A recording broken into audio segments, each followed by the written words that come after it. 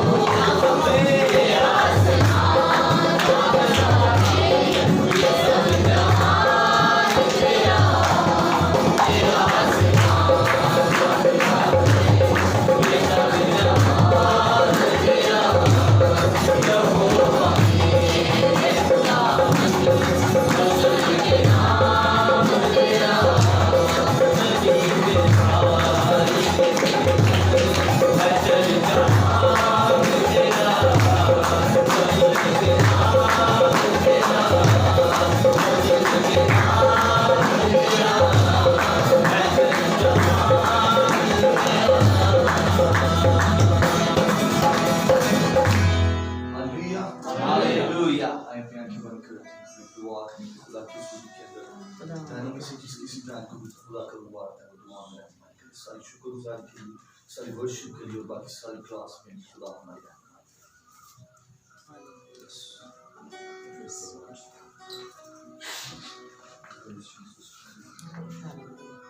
कदूस मेहरबान सच्चा रब अल्फाज जिंदाबाद यसना से हम तेरा शुक्र करते हैं खुदा, हम तेरी तारीफ़ करते हैं, तेरी तमजीद करते हैं। अब आप यसना से सारे वक्त के लिए, सारी घड़ी के लिए खुदा हम तुम्हें शुक्र करते हैं। हमें तुम्हें इस्लाम से पहुँचाया खुदा, उनमें तेरा शुक्र किया। हमारा दिल शुक्र गुजारी से भरा हुआ है खुदा, उनमें तेरा शुक्र करती हूँ। सारी विश्वास के लिए खुदा मैं तेरा शुक्र करती हूँ खुदा, तेरे कलाम के लिए खुदा मैं तेरा शुक्र करूँगी खुदा, जो तेरा खादम तेरा बोले खुदावन, तेरा सूरमा खुदावन जो हमारी ज़िंदगियों में खुदावन ये कलाम हमारी ज़िंदगी में आए खुदा, हम तेरा शुक्र करने हैं खुदा, हम तेरी तारीफ़ करने, तेरी तमजीद करते हैं। तू मेरा बाप या सुनासरी खुदा, तू रहम कर, फजल कर खुदा, इस सारी अपनी खुदा इस सारी जमात के लिए खुदा मैं तेरा शुक्र करती हूँ। जितने लोग खुदा तेरे बैठे हुए तेरे शुक्र करती हूँ खुदा। अब बाप ये सुनासी मैं तेरी तारीफ़ करती हूँ, तेरी तमजीद करती हूँ। तू बाप ये सुनासी हमारी ज़िंदगियों में खुदा तो ऐसे मौके खुदा तू फजल किया खुदावंदा, ए खुदावन तू रहम कर, फजल कर खुदावंदा। यस्सु के नाम से खुदा मैं तेरा शुक्र करती हूँ खुदावंदा। ए बाप तेरी तारीफ़ करती हूँ खुदा, तेरे बेटे यस्सु के नाम से। अपना इंट्रोड्यूस करवाएंगे, से खड़े होंगे वन बाय वन चर्च का नेम और आप अपना नेम बताएंगे और जहाँ जहाँ से भी आप बिलोंग करते हैं। मेरी तरफ से आपको सलाम।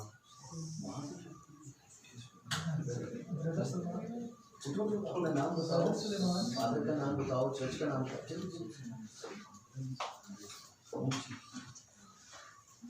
इसका नाम सुलेमान है।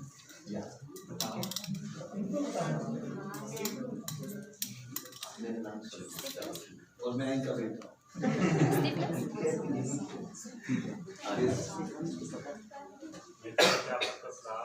मेरा नाम विकास वागिर अहमद मैं GS4 से हूँ। मैं CSE चर्च लैंड पाकिस्तान का ताल्लुक है, ना प्रोफेसर का ताल्लुक। CSU में आप सबकी सलामती। मेरा नाम अहमद निशान और मैं CSE चर्च के साथ बिलोंग करता हूँ। मेरे father spiritual father prophet Shah Susi में आप सभी की सलामती हो। मैं CSE land of grace church से बिलोंग करता हूँ। मेरी खिदमत में मुशराना है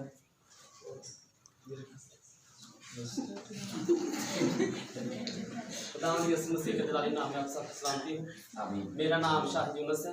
मैं G4 में भी रहता हूँ, G1 में दोनों जगह पर। तो मेरे स्पिरिचुअल फादर पास्टर इकबाल गोरी साहब हैं, grace ministry church of points.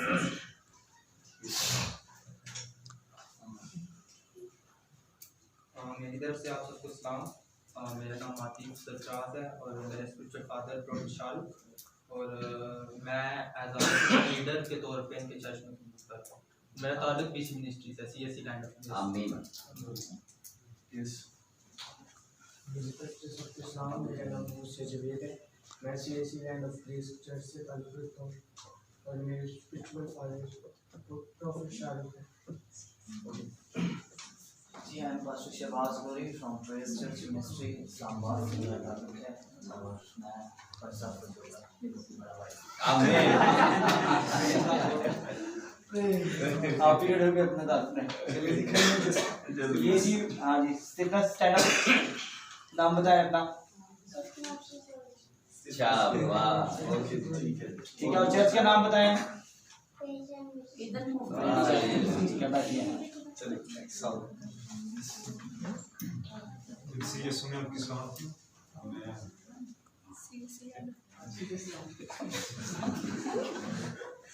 मैं फैसलाबाद से हूँ और अपना नाम तो बताएं। अच्छा ओके। तो मैं फैसलाबाद में खिदमत कर रहा हूँ और तकरीबन 5 साल हो गए भाई के साथ मुझे खिदमत करते हुए, तो काफ़ी कुछ उनसे सीखने को मिला है। तो आज भी मैं मान है कि मैं बहुत कुछ सीख के जाऊँ। CSU में आप सभी की सलामती हो। मेरा नाम अदील है और मैं CSE land of grace church से बिलोंग करता हूँ और मेरे स्पिरिचुअल फादर प्रॉफेट शाह के ग्रुप।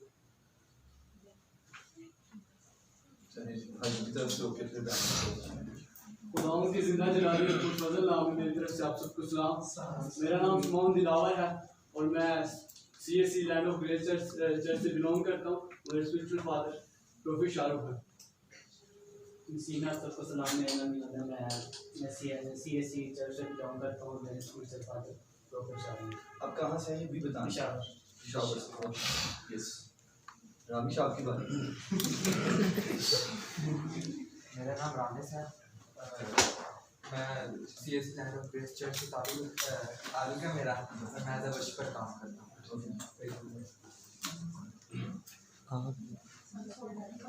जी मैं आप सबकी सलाम थी। मेरा नाम मैथ्यू है और मैं CSC की टीम का हिस्सा हूँ और मैं अभी गिटार सीख रहा हूँ। वर्शिप भी अभी कर रही हूँ। प्रोफेसर शैल CSC में आप सबकी सलामती हो। मेरा नाम हिस्किल अरशद है और मैं FGA चर्च गुजरात से बिलोंग करता हूँ। इसी जैसे मैं आप सबको सलाम दूँ और मेरा नाम सोहेब यूनुस है और मैं फैसलाबाद से हूँ। मैं सभी चर्चेस को बिलोंग करता हूँ।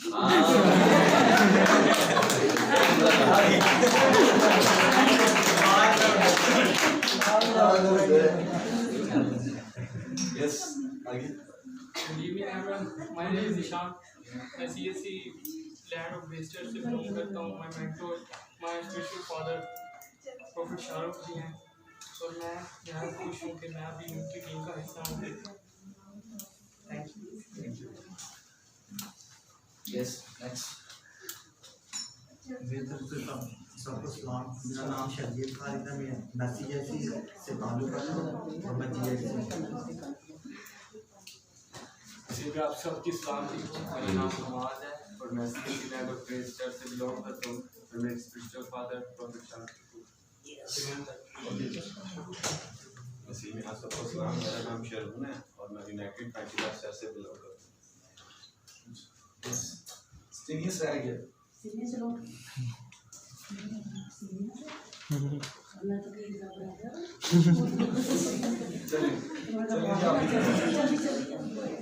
चलो अपना नाम बता दिया। चलेगी नेक्स्ट। मेरी तरफ से सबको सलाम। मेरा नाम मरियम है और मैं तौकीर और शाहरुख की मदर हूँ और मेरा तल्लक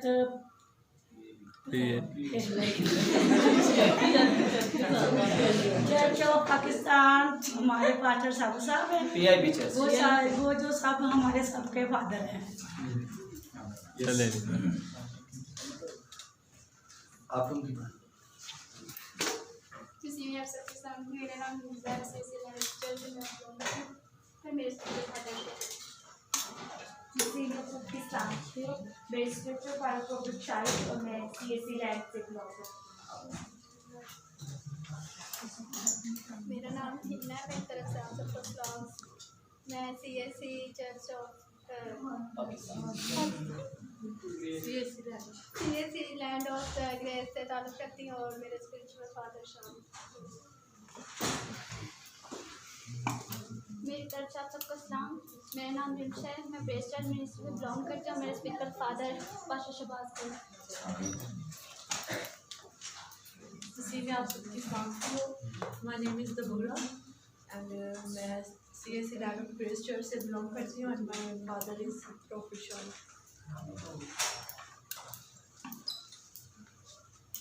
सबको सलाम। मैं शाहरुख की मामा। मेरा दिल इतना शुक्रगुजारी से भरा हुआ, मत इसे देख कर मुझे आंसू आ रहे हैं।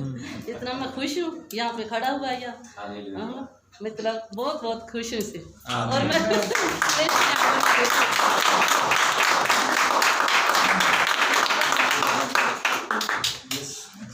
माय नेम इज़ सना और CSC लैंड से ताल्लुक़ रखती हूँ और मैं स्पिरिचुअल फादर प्रोफेट शाहरुख है। Good evening, everyone. My name is Nimrod Shah and I'm from FGA Church Katra. My spiritual father's name is Professor Azimran. Thank you. Next one.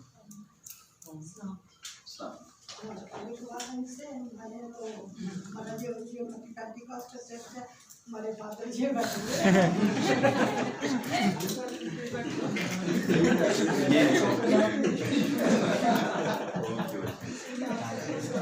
मेरा नाम एमी है और मैं ऐसे बिजनेस को लेकर मैं भी चर्च की तरफ से आई हूँ और स्पिरिचुअल फादर जी। तो खुदावन के मैं शुक्रगुजारी करते हैं कि सबको पता है कि हमें जब हाँ जी मैथ्यू मेरी तरफ से आप सबको सलाम।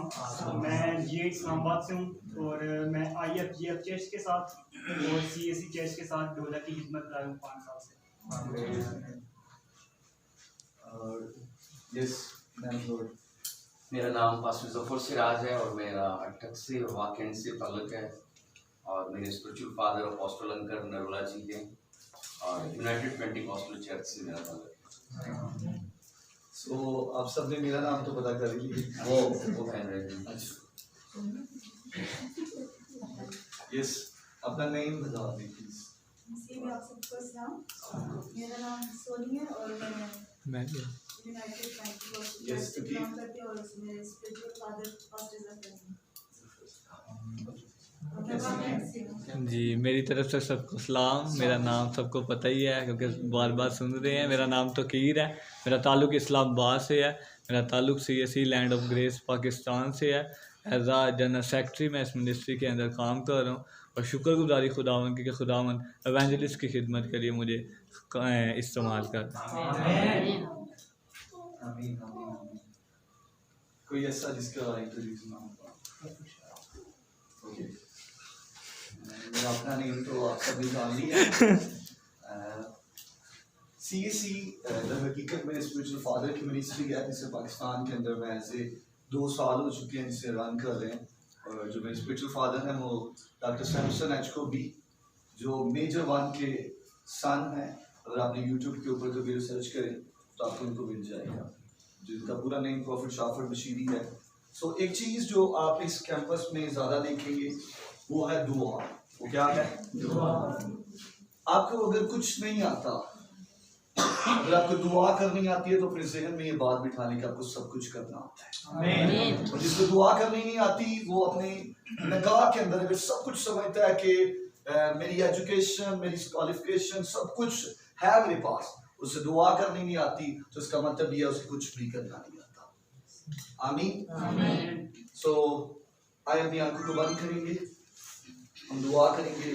खुदा खादम के लिए हम पहला जो सर्मन खुदा खादम the great man of God son of apostle Ankur Narola जो अभी शेयर करेंगे पास्टर जफर सिराज, उनके लिए दुआ करेंगे। जो हमने सिर्फ अपने हाथों को उठाएं और अपने दिल के एक अपना हाथ अपने दिल के ऊपर रखें, लाउडली नहीं, सिर्फ अपने अंदर और अपने अंदर अपने दिल से सिर्फ आपका मुंह हिलना चाहिए लेकिन आपकी दुआ आपके लबों से बाहर पता चलना चाहिए कि हो रही है लेकिन शोर के साथ नहीं। क्योंकि कलाम में लिखा है उस वक्त यीशु मसीह ने उनके ज़हनों को खोला ताकि किताब मुकद्दस की बातों को समझें, ताकि आप समझ पाएं कि ये क्या है।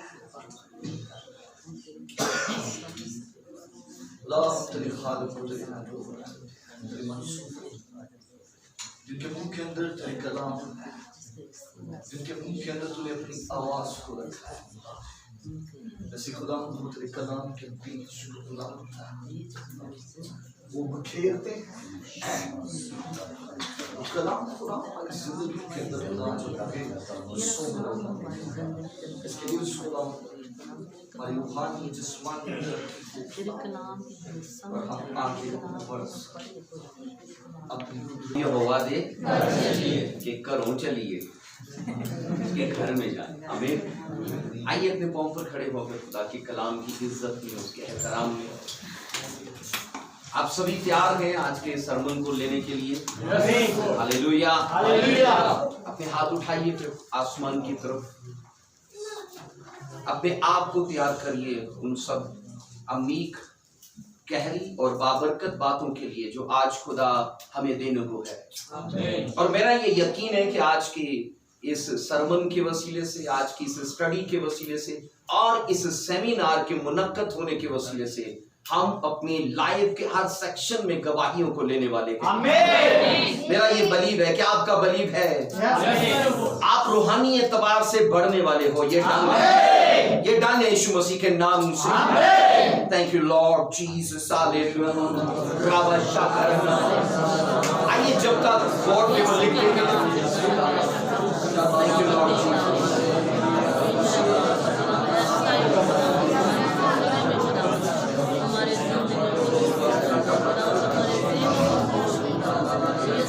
Thank you, Lord Jesus Christ. Hallelujah. Rima Shabaranamaya. Thank you, Lord Jesus. सुन पाए, उसे कबूल कर पाए और उन बाबरकत बातों को अपने जीवन में जमा कर पाए। Hallelujah.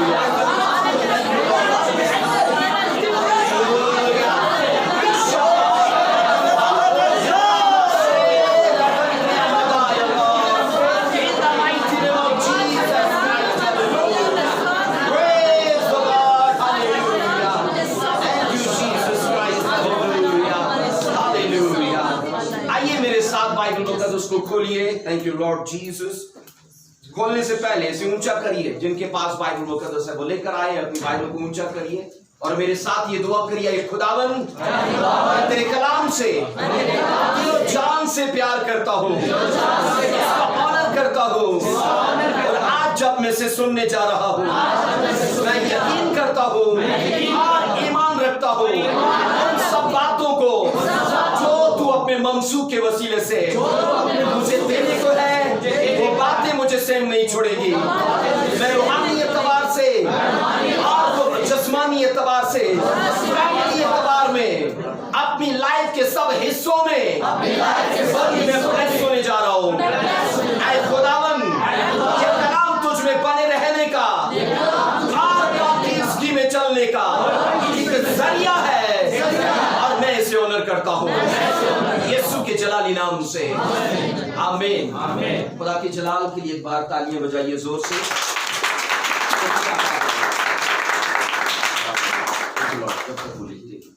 Thank you Lord Jesus. Hallelujah. याद रखिए इब्तदाई कलीसिया का क्या सीक्रेट था। 4 थे उनके लंगर जिन पर वो बड़ा डीपली काम करते थे।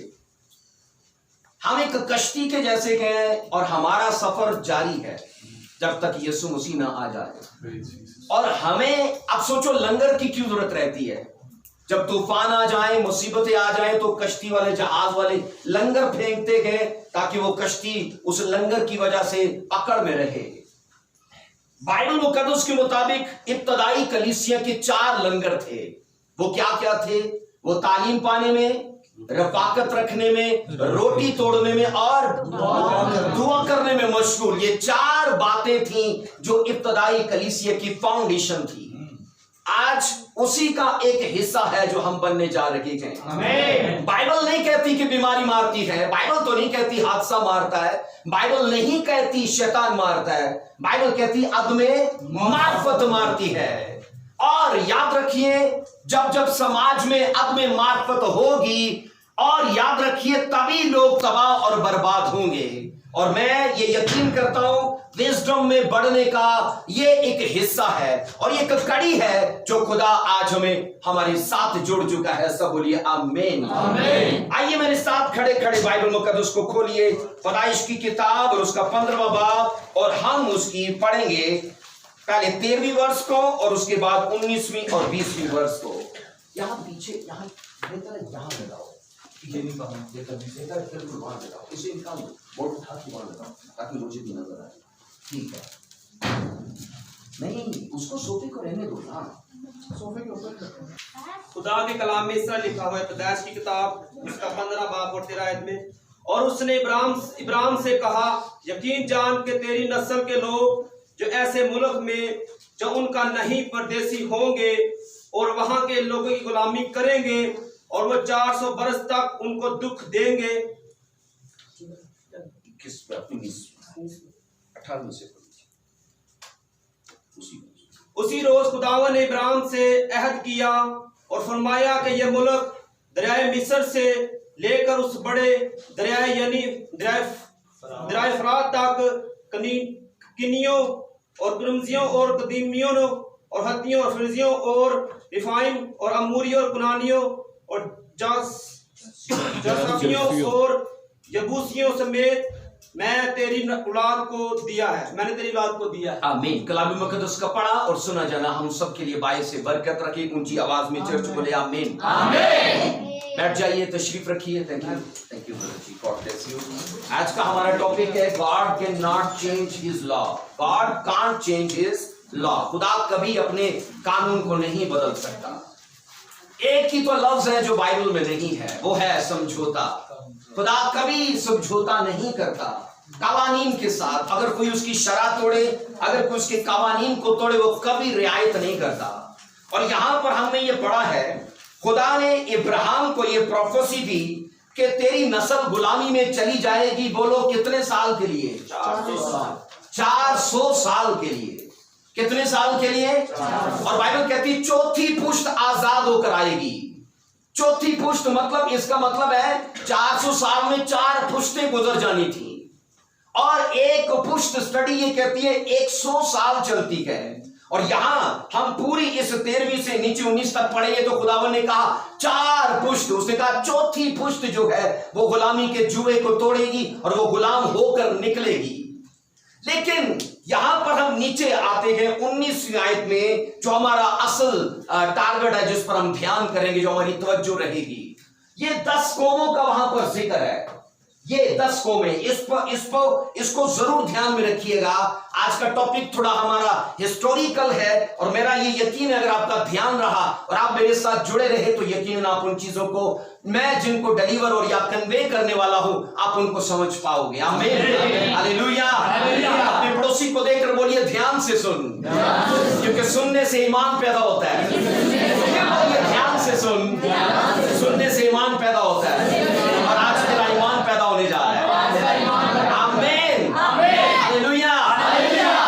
हम बाइबल मुकद्दस की इस स्टडी को आज जिसको हम देखने वाले हैं कि खुदा कभी अपने कानून से समझौता नहीं करता। मैंने कहा मिस्र की गुलामी से आजाद होने के बाद ये 10 मुमालिक थे और इन मुमालिक की बरकतें जो थी वो वेट कर रही थी इजराइल का। ये सिर्फ कौमें नहीं थी, ये 10 मुमालिक थे। और जिसके नाम की खुदा बात करता है, खुदावन ने इब्राहिम को यह वादा दिया था कि यहां से निकल और मैं तेरी कौम को क्या दूंगा? बोलिए मुल्के केनान। क्या बोलिए? मुल्के केनान। और मुल्के केनान कोई पाकिस्तान जैसी छोटी सी कंट्री नहीं थी, ये बहुत बड़ा बड़े आजम था। और उस बड़े आजम के अंदर ये 10 कौमें आबाद थी। और ना सिर्फ ये 10 कौमें थी, इनकी सकाफत, इनका कल्चर, इनके मज़ाहिब, इनके देवता, इनकी रसूमात, ये सब कुछ वहां पर था। सबको समझ आ रही है? आमीन। और बाइबल के अंदर ये पढ़ते हैं, खुदावन ने कहा ऐ मूसा 400 साल के बाद ये बड़े आजम जो मुल्के केनान है और उसमें रहने वाली ये 10 कौमें हैं, ये मैं तुझे और तेरी औलाद को दूंगा। अब सुनिए, इस्तिस्ना 20 बाब की 14वीं वर्ष को पढ़िए। 120 की स्पीड पे चलेंगे, मेरे साथ देखिए। इस्तिस्ना और उसका 20वां बाब, उसकी 14वीं आयत के अंदर, लेकिन औरतों और बाल बच्चों और चौपाइयों और उस शहर के सब माल और लूट को अपने लिए रख लेना, और तू अपने दुश्मन को उस लूट को जो खुदावन तेरे खुदा ने तुझको दी है खाना। क्या करना? खाना। अब सुनिए, खुदावन ने कहा इन कौमों के साथ तुम्हें लड़ना है। मैं आपको सच कहना चाहता हूं, कुछ भी अपने आप नहीं होता, सब कुछ फाइट करके लेना पड़ता है। और वो लोग मूर्खता में या बेवकूफी में चल रखे हैं जो ये कहते हैं बिना लड़े भी आ सकता है। लाइफ हमें वो नहीं देती जिसके लिए हम डिजर्व करते हैं, लाइफ हमें वो देती है जिसके लिए हम बोलो फाइट करते हैं। बाइबल मुकद्दस के अंदर सुनिए, मैंने कहा इन 10 कौमों का जो लूट का माल था वो इजराइल का वेट कर रहा है, और वो लूट का माल वो उनके लिए का अजर था। लेकिन वो अजर बिना स्ट्रगल या बिना फाइट नहीं मिल सकती। खुदावन ने यशवा से कहा था ये सब कौमें मैं तुझे दूंगा। तो क्या बिना लड़े नहीं? बताइए। उसने कहा तुझे लड़ना पड़ेगा, उसने कहा तुझे हथियार चलाने पड़ेंगे और ये सब तेरे आगे गिरता जाएगा। और यहां मैं आज आपको बताना चाहता हूं, इन कौमों को खुदा ने कहा इनसे लड़ना है, और ना सिर्फ लड़ना है बल्कि इनसे जीतना भी है। और जब तुम जीतोगे, हर मुल्क की लूट तुम्हारे लिए है, और वो लूट उनके लिए अजर था, उनके लिए एक रिवॉर्ड था। बोलो आमीन, हालेलुया। So, इन जंगों में इजराइल फाइनेंशियली और डिफेंस में उन्हें फायदा मिलने वाला था, क्योंकि जब जब इन कौमों को लूटना था वो फाइनेंस में बढ़ने थे, माल मवेशी, सोना चांदी, रुपया पैसा लूटना था, तो ये फाइनेंशियली उनका बढ़ना था। और जब उनको उनके हथियारों को लूटना था, तो इसका मतलब यह है कि वो डिफेंस में स्ट्रांग होंगे। बोलो आमीन। बाइबल में पढ़ के देख लो, जो साउल था उसकी लाइफ की एक ही कमी थी, उसने अपनी हुकूमत को स्ट्रांग नहीं किया, क्योंकि डिफेंस में वो कमजोर रहा। और जब जब पढ़ोगे उसने मवेशियों को ही लूटा, और जब जब पढ़ोगे उसने माल डंगर को ही लूटा, हथियारों को लूटा ही नहीं। और एक जंग में लिखा है सिर्फ यूनतन और साउल के पास तलवार थी, बकाया के पास तो कुछ नहीं था। इसलिए खुदा इन कौमों को कह रहा है कि ऐ इब्राहिम, ये सब कौमें मैं तुझे और तेरी नस्ल को दूंगा, और कहा तुम्हारी नस्ल फाइनेंस में और कहा डिफेंस में स्ट्रांग होगी और कोई उन्हें जीत नहीं पाएगा। और आज भी एक क्रिश्चियन के ऊपर ये प्लान है खुदा का कि वो फाइनेंशियली भी स्ट्रांग हो और वो डिफेंस में भी स्ट्रांग हो। बाइबल इस मंतक को नहीं मानती है कि आप सिर्फ स्पिरिचुअली बढ़ोगे और फाइनेंशियली डाउन रहोगे। बाइबल कहती जो रूहानी एतबार से बढ़ेगा वो जिस्मानी एतबार से भी बढ़ेगा। आप अपने बिजनेस में, अपनी जॉब में, अपने फाइनेंस में, अपनी लाइफ के हर उस पहलू में ऑटोमेटिकली बढ़ते जाओगे, क्योंकि आपका ध्यान आसमान की बादशाही को तलाश करने में है। ऊंची आवाज में बोलो आमीन, हालेलुया। खुदावन कैसे अजीबो गरीब तरीके से इजराइल कौम को फाइनेंशियली, मैंने कहा, ब्लेस करेगा, और कहा ये सब कुछ ऐ मेरे बंदा इब्राहिम तेरी कौम के लड़ने से होगा, और जब इन कौमों से लड़ेंगे, उसने कहा इनकी लूट का माल सब तुम्हारे लिए ठहरेगा। पढ़िए 15वां बाब उसकी 14वीं आयत के अंदर, लेकिन मैं उस कौम की अदालत करूंगा जिसकी वो गुलामी करेंगे और बाद में वो बड़ी दौलत लेकर निकल आएंगे। अब ये कहां से निकलेंगे? मिस्र से। मिस्र से भी खाली हाथ नहीं निकलना, और अब जहां जाना है एक बड़ा रिवॉर्ड उनका वेट कर रहा है, एक बड़ा अजर, एक बड़ा लूट का माल उनका वेट कर रहा है। लेकिन अपने आप लाइफ कहती है कुछ नहीं होता, हमें सब कुछ लड़ के बदलना पड़ता है। हालेलुया। आप इत्तेफाक करते हो? बोलिए आमीन। इसलिए खरूज 3:32 को देखिए। खरूज 3:32 को आप लिखते जाएंगे, मैं इसे जल्दी से बोलता जाऊंगा। खरूज 3:22 में लिखा है, खरूज 3:22 में, बल्कि तुम्हारी एक एक औरत अपनी अपनी पड़ोसन से और अपने अपने घर के मेहमान से सोने चांदी के जेवर लिबास मांग लेगी, इनको तुम अपने बेटों और बेटियों को पहनाओगे और मिस्रियों को, क्या लिखा है, लूट लोगे। ये हमारा आज का टॉपिक है, तुम लूट लोगे। यहां पर लिखा है कि तुम उन्हें लूट लोगे। ये लूट लफ्ज बाइबल में पहली बार एक्सोडस की किताब में आया।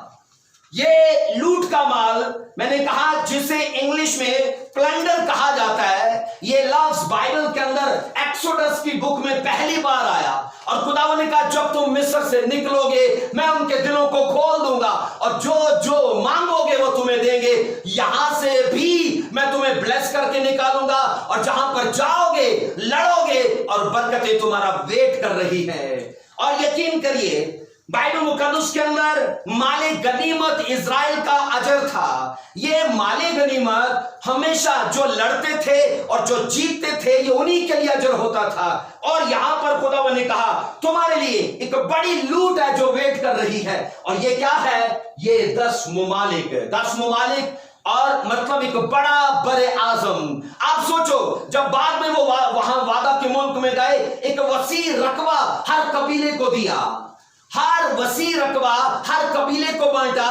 तो स्टडी ये बताती है वो पाकिस्तान के जैसे छोटी सी कंट्री नहीं थी मुल्क केनान, बल्कि एक वसी रकबा था। खुदावन ने कहा ये 10 कौमें मैं तुम्हें दूंगा और यहां के इलाके तुम्हारी मिरास ठहरेंगे। हालेलुया। तो सुनिए, अब लूट के माल के लिए कुछ कंडीशंस थी। आप इसका लिख सकते हो हेडिंग, लूट के माल के लिए कुछ कंडीशंस खुदा ने ठहराई थी। इन 10 कौमों की लूट, बाइबल कहती है तुम लूट लोगे और ये तुम्हारा अजर है, लेकिन उसके लिए कुछ कंडीशंस खुदा ने ठहराई थी। पहली चीज है, कहा लूट का माल जंगी मर्दों और जमायत में बराबर बांटा जाएगा। ये लूट की माल का उसका एक असूल था, एक कंडीशन थी। कहा जो लड़ने के लिए जा रखे गए उनसे वो माल जब वो लूट कर आएंगे उनको भी आधा देना और आधा वो जो जमायत में पीछे खैमों की रखवाली करते गए उनको भी बराबर इक्वल दिया जाएगा। ये उसके पहला असूल था। आप सुनिए उनकी लूट में क्या क्या शामिल था। इसकी 5 बल्कि 7 चीजें हैं। लूट की माल में क्या क्या शामिल था। पहली चीज दौलत, दूसरी चीज चौपाए, तीसरी चीज चांदी और चौथी चीज सोना और 5वीं चीज पीतल, 6ठी चीज लोहा और 7वीं चीज थी पोशाकें। ये 7 किस्म की चीजें थी जो लूट का माल था। और खुदावन ने कहा इन चीजों को तुम जमात के लोगों में और जो जंग करने के लिए गए हैं उनमें बराबर बांटोगे। आमीन। सब बोलो आमीन। आइए गिनती का 31 की 27 को पढ़िए जल्दी से। गिनती 31 की 27 को देखना मेरे साथ। यहां पर यह लिखा है 31 की 27 में, और लूट के इस माल को 2 हिस्सों में तकसीम करके एक हिस्सा उन जंगी मर्दों को जो लड़ाई में गए थे और दूसरा हिस्सा जमात को दे। फिर खुदा ने इस कानून को, बाइबल कहती है, इजराइलियों को याद करवाया। बाइबल मुकद्दस उसके अंदर गिनती की किताब और उसका हमने पढ़ा 31वां चैप्टर और उसकी 27 वर्ष में खुदा ने उसी कानून को, उसी बात को फिर से याद दिलाया ताकि उनसे गफलत ना हो जाए। और हम ये पढ़ते हैं ये तकसीम का एक तरीका था और खुदा ने बांटने का एक तरीका ठहराया कि जो तुम लूटोगे गैर अकवाम से, नॉन बलीवर्स में से जो तुम लूट कर लाओगे उसे तुम अकेले नहीं खाओगे। क्या करोगे?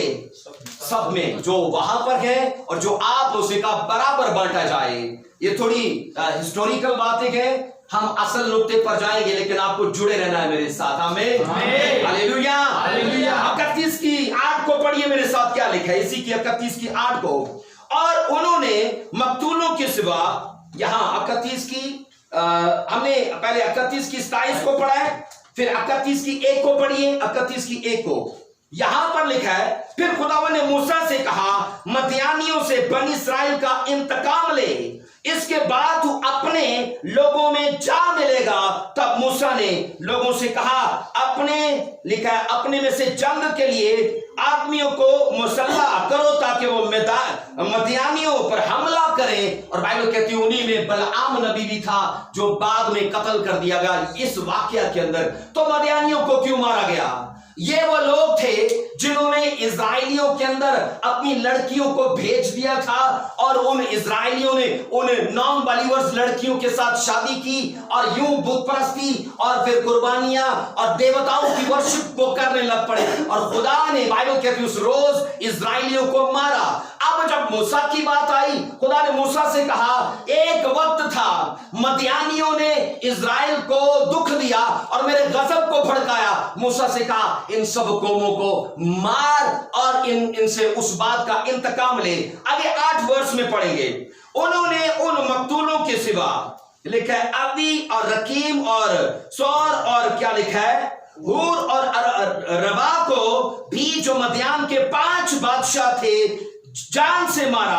और बोर के बेटे बलआम को भी तलवार से कत्ल किया। और देखा बनी इस्राएल ने मदियान की औरतों और उनके बच्चों को असीर किया और उनके चुपाए और भेड़ बकरियां, माल असबाब सबको क्या कर लिया?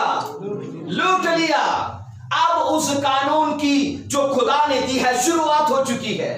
अब इजरायली उसे अमल में लाना शुरू हो चुके हैं। और बाइबल कहती है उन्होंने मारा, लिखा है मदियानियों को, उनके बच्चों और औरतों को जिंदा छोड़ा, उनको असीर किया, बकाया मर्दों को कत्ल कर दिया और माल मवेशी हर कुछ वो असीर करके ले गए।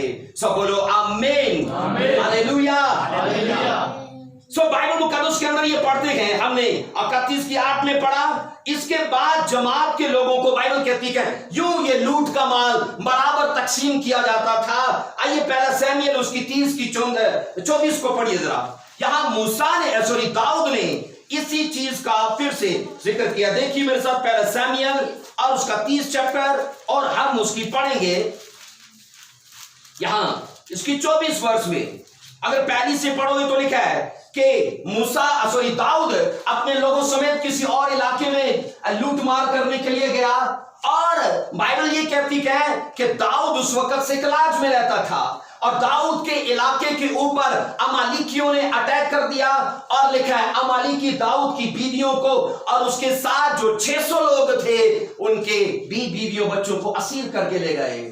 और बाइबल मुकद्दस के अंदर ये पढ़ते हैं लोग इतना रोए कि उनके रोने में ताकत या सख्त ना रही। और लिखा तब दाऊद ने अपने आप को खुदा में मजबूत किया और खुदा से कहा क्या मैं उनके पीछे जाऊं? खुदा ने कहा जा और तू उनको मार लेगा। और हम यूं पढ़ते हैं दाऊद जब उन 600 लोगों को लेकर निकला, बाइबल कहती है 200 लोग रास्ते में थक गए और 400 लोग आगे बढ़े दाऊद के साथ। आप मुझे बताइए हमारी स्पिरिचुअल लाइफ किस बात पर डिपेंड करती है? इस बात पर कि हमारी शुरुआत कैसी है या इस बात पर कि हमारा एंड कैसा है? बोलिए किस बात पर डिपेंड करती है? हमारी स्पिरिचुअल लाइफ, हमारा विश्वासी जीवन, हमारी क्रिश्चियन लाइफ इस बात पर डिपेंड नहीं करती कि हमने शुरुआत बड़ी अच्छी की है, बड़े वलवले से, बड़े जोश के साथ हमने मसीह को कबूल किया और बीच रास्ते में फिर बड़े बड़े गुनाहों से कॉम्प्रोमाइज कर लिया। बाइबल कहती है अगर एंड अच्छा है तो हमने अपनी बरकतों को मेंटेन रखा है। आमीन। मैंने कहा अगर एंड अच्छा है हमने अपनी होलीनेस, अपनी फेथफुलनेस को बना के रखा है। बोलो आमीन। 600 लोगों की प्रॉब्लम एक जैसी है, सबों की बीवियां निकल गई, रो रखे गए और वो ये मौका था कि दाऊद को पत्थर मारना चाहते थे और लिखा दाऊद की बीवियां असीर हो गई। आम लोगों में और खुदा के लोगों में यही तो फर्क है। आम लोगों की लाइफ में प्रॉब्लम आती है, वो हिल जाते हैं, लेकिन खुदा के लोग तब भी अड़े और खड़े रहते हैं क्योंकि उन्हें पता है अगर मैं ना डोला तो ये चीज डोल जाएगी, आज नहीं तो कल, और इसे जाना पड़ेगा। हालेलुया।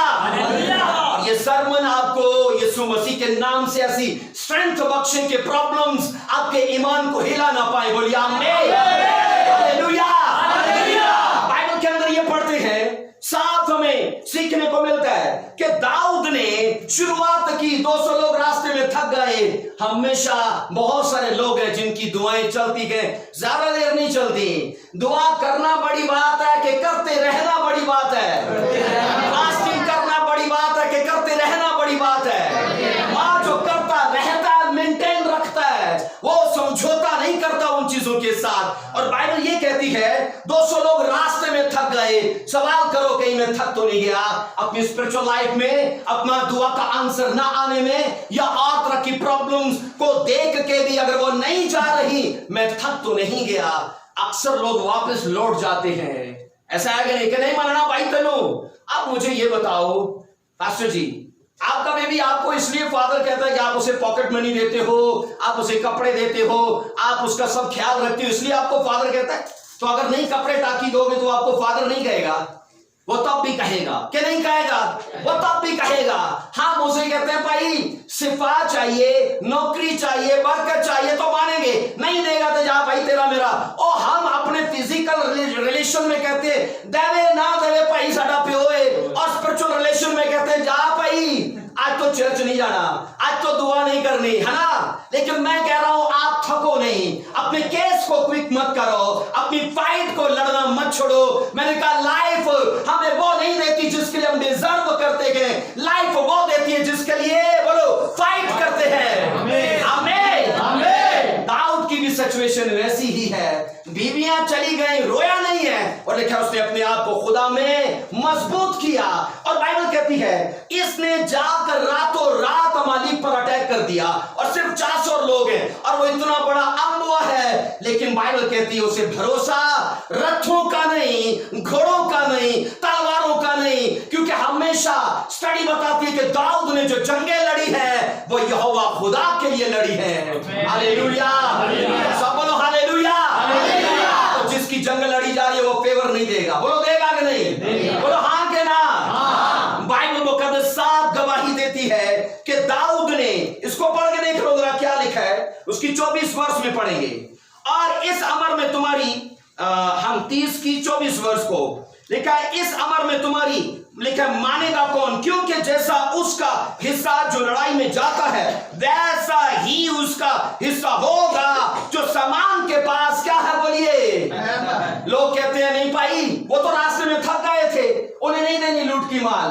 दाऊद ने वचन उसे याद था, उसे वो शराब, उसे नियम याद है। मुबारक है वो जो प्रॉब्लम्स के वक्त भी वचन को ग्रिप करके रखते हैं। हालेलुया।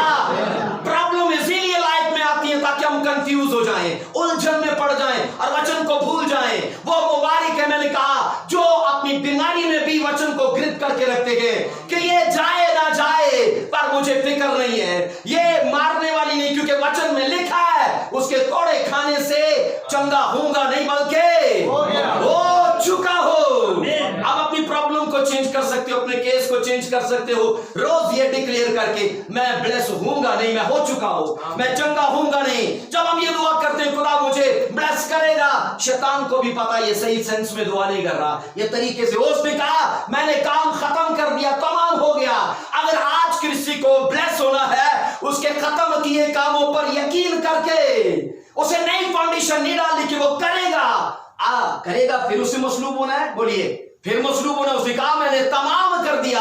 अगर सोचो हमारी बरकत का काम तमाम है, हमारी चंगाई का काम तमाम है, हमें ब्लेस होना है, उसके खत्म किए कामों पर अपने आप को खड़ा करके यकीन करिए गवाहियां फिर आपका वेट कर रही है, एक्सीलेंसी आपका वेट कर रही है। मैंने कहा ऑनर, इज्जत आपका वेट कर रही है। हालेलुया। बाइबल के अंदर ये पढ़ते कि दाऊद ने कहा नहीं भाई, उसने कहा बराबर बांटना है, क्योंकि वचन कहता है, बाइबल कहती है जो जाएगा उसका भी उतना है, जो नहीं जाएगा उसका भी उतना है। हम लूट के माल की बात कर रहे हैं। 10 कौमों का अजर इजराइल के लिए वेट कर रहा है। अब ये पहला पॉइंट था। मैंने कहा कंडीशंस क्या थी? पहली कंडीशंस थी जो तुम लूटोगे आपस में बराबर का बांटोगे। दूसरी कंडीशन सुनिए, माले गनीमत में सब कुछ बाइबल कहती है उसमें से हिस्सा खुदावंद के लिए भी निकालना है। पढ़ो जरा इसको, गिनती की किताब उसका 31 बाब उसकी 28 वर्ष को पढ़िए। गिनती की किताब उसका 28वां बाब और उसकी पढ़िए मेरे साथ, 31वां बाब उसकी 28 वर्ष को देखो मेरे साथ क्या लिखा है।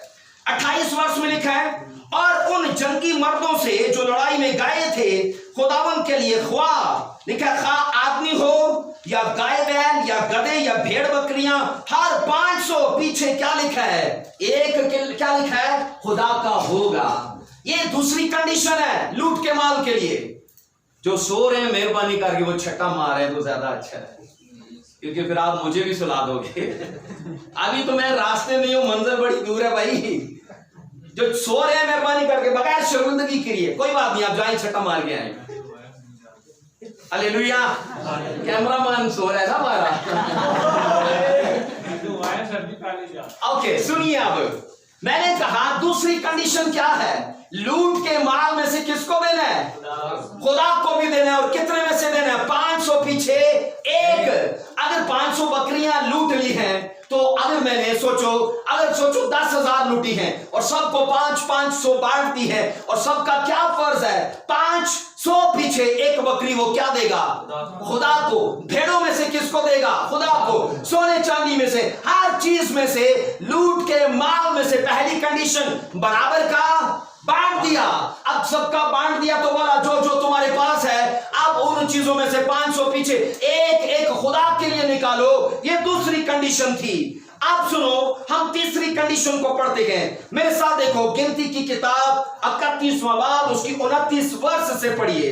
29 से 30 वर्ष में, 29 वर्ष में लिखा है, इन ही के निसब में से एक हिस्सा को लेकर क्या करना, अलीअज़र काहिन को देना, ताकि ये खुदावन के हजूर में उठाने की कुर्बानी ठहरे। पहला हिस्सा बराबर बांटा, दूसरी कंडीशन बोलिए, काहिन को दिया। तीसरी कंडीशन क्या है? बाइबल कहती है काहिन को भी देना है। किसको देना है? काहिन को भी देना है। और बाइबल कहती है ना सिर्फ काहिन को देना है, 30 वर्ष में तीसरी कंडीशन है, तीसरा पॉइंट लिखा है, और बनी इस्राएल के निसब में से का आदमी हो या गाय बैल या गधे या भेड़ बकरियां, सब में सब किस्म के चौपाओं में से 50-50 पीछे एक लेकर लावी को भी देना। लावी को देना, काहिन को देना, खुदा को देना, और फिर क्या करना, आपस में बराबर बराबर बांटना। सबको समझ आ रही है? बोलिए आमीन। मुश्किल तो नहीं है। हालेलुया। सो बाइबल मुकद्दस के अंदर हम माले गनीमत के बारे में, क्योंकि यही आगे चलेगी हमारी बातें, माले गनीमत के बारे में ये कंडीशंस थी कि ये तुम करना, काहिन को देना, खुदा को देना, आपस में बराबर बांटना। पढ़ो मेरे साथ जरा दूसरा तवारीख 20 की 1 वर्ष को पढ़िए। दूसरा तवारीख और उसका 20वां चैप्टर, और हम उसकी पहली वर्ष को पढ़ेंगे। ध्यान से सुनिएगा इस वाक्य को। इसके बाद लिखा है, ऐसा हुआ कि बनी मुआब और बनी अमून और उनके साथ बास अमूनियों ने यहोशपत से लड़ने को चढ़ाई की। तब चंद लोगों ने आकर यहोशपत को खबर दी कि दरियाए के पार अराम की तरफ से एक बड़ा अम्बुआ लिखा है चला आता है। बाइबल मुकद्दस कहती है यहोशपत बादशाह के जमाने में, याद है सुनिए, यहोशपत बादशाह के जमाने में लिखा है एक बड़ा अम्बुआ। उस अम्बुए में ये कौमें शामिल थी, अमूनी और अरामी और दीगर ये सब कौमें लिखा है मिलकर इजराइल के ऊपर अटैक करने को तैयार हैं। मुझे ये बताइए, जितनी बड़ी प्रॉब्लम होगी, प्रॉब्लम के रूप में देखोगे कि टेस्टिमनी के रूप में देखोगे, आपके ऊपर डिपेंड करता है। मेरे फादर कहते हैं मेरी वाइफ को यूट्रस में हो गई रसोली और मेरी वाइफ रो रही थी। वो कहते हैं मैंने उसे टेस्टिमनी के रूप में देखा, प्रॉब्लम के रूप में नहीं देखा। और लिखा है यहां पर इजराइली घबरा गए कि इतना बड़ा अम्बुआ, कसीरुल तादाद लोग चले आते गए, और साफ लिखा है उनकी कसरत से जमीन की सतह छिप चुकी थी। और लिखा है यहोशपत घबरा गया और वो घबराया, और बाइबल के अंदर लिखा है उसने लिखा है सारी जमात को खुदा के हजूर में जमा किया। और जब ये खुदा के हजूर में जमा थे तभी एक पर बाइबल कहती है परफेक्ट ग्रेस आया और उसने प्रोफेसी ये देना शुरू की, ऐ यहोशपत मत घबराओ, उसे लड़ने को जाओ क्योंकि यहोवा खुदा तुम्हारे साथ लड़ेगा। और उसने कहा ये कौमें तुम्हारे आगे नेस्तो नाबूद हो जाएंगी। हाथ उठाकर बोलो आमीन। हालेलुया। बाइबल मुकद्दस के अंदर ये पढ़ते के साफ हमें सीखने को मिलता है। हम यूं पढ़ते के इसको देखो जरा, 14 में लिखा तब जमात के बीच में यजरिएल बिन जकरिया बिन बनाया, लिखा है ययेल बिन मताया एक लावी जो था वो प्रोफेसी करने लग पड़ा। और बाइबल मुकद्दस के अंदर ये पढ़ते हैं जब उसने प्रोफेसी दे दी, अब क्या ठहराया यहोशपत ने, कहा आओ हम उन्हें ऐसा कुछ करके दिखाएं जो उनके लिए अजीब ही हो। सोचो इतना बड़ा अम्बुआ चला आता है और ये क्या कर रहे हैं, उनके सामने तो गए पर बीच में से क्वायर तबले बजाते नाचते हुए गए उनके सामने। आप इमेजिन करो वो क्या सोचते होंगे, ये खुशी से हमें वेलकम कर रहे हैं, क्या जो भाई हम अपने आप को आपके ताबे करते हैं। बाइबल कहती है उनकी वर्शिप ने, खुदा ने कहा ये ऐसा टाइम है, मैं आपको बताऊं ना आसमान से ओले बरसे, ना आसमान से कोई एंजल जाहिर हुआ, और ना जमीन फटी, और ना कोई और बड़ा चमत्कार हुआ। खुदा ने उन कौमों को उलझन में डाल दिया और बाइबल कहती है वो अपने आप को दुश्मन समझने लगे। और ये यूं हुआ कि जब वर्शिप हुई, आप वर्शिप करते हो, आपका दुश्मन उलझन में पड़ जाता है। आमीन। हालेलुया। हालेलुया। और आज के सरमन के बाद आप हिलाने वाले हो आमीन।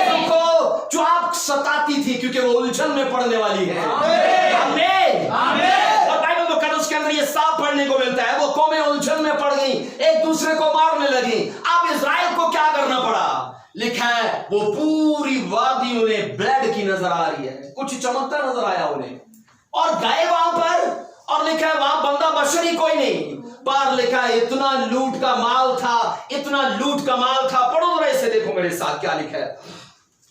Thank you Lord Jesus, hallelujah.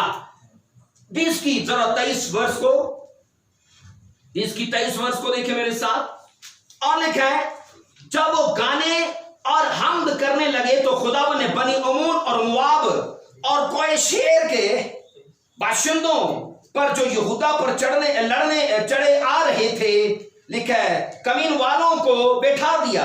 आगे 24 में लिखा है और जब यहूदा ने दिदबानों के बुर्ज पर जो बियाबान में था पहुंचकर उस अम्बुआ पर, क्या लिखा है, नजर की तो देखा कि उनकी लाशें जमीन पर पड़ी हैं और कोई ना बचा।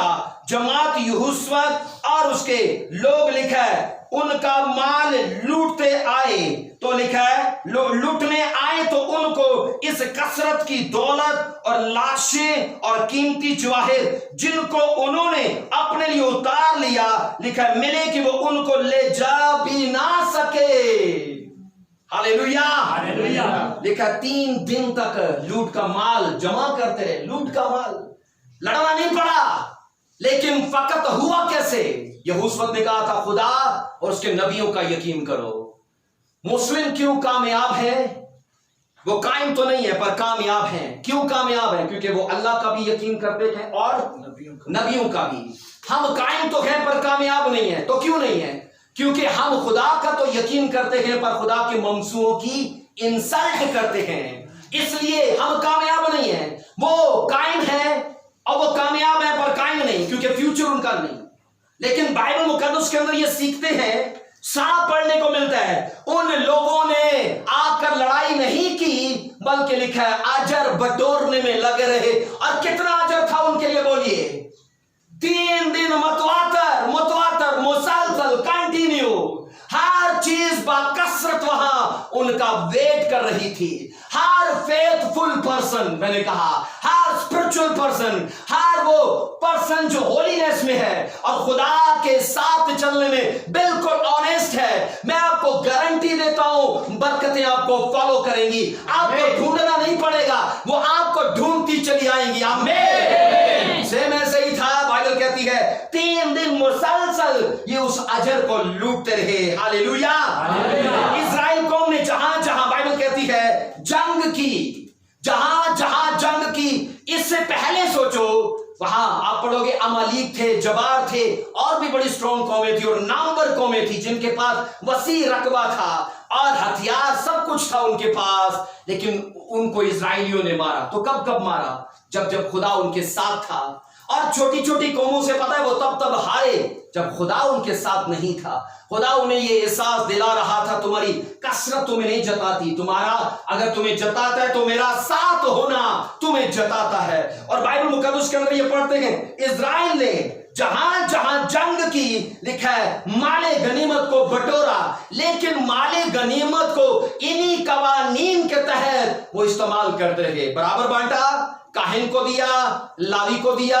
हम क्या करते हैं? बर्तनों वालों का दिया, किराने वाले का दिया, स्कूल की फीस दे दी और किराया दे दिया, बिजली का बिल दे दिया, फलाना ढमकाना दे दिया, उन्होंने बच गया। चलो एदे चो भी कुछ बात वो लिखा है इक्वल, पहले खुदा फिर काहिन और फिर लावी, किसी को नहीं रखा। बाइबल कहती है बराबर। और इसीलिए लिखा है जो कैसर का है, बोलिए कैसर का बिल देंगे आप, बोलो देंगे हो ते ना दो ते मैं कहता हूं यकीन करिए उधार मांग के दे देंगे, बिजली कटी जाए, कैसर का बिल देंगे, कैसर का किराया देंगे, कैसर का सब कुछ देंगे, खुदा का क्या देंगे? अरे भाई बिल बड़ा आ गया है, खुदा का नहीं देना अगली बार।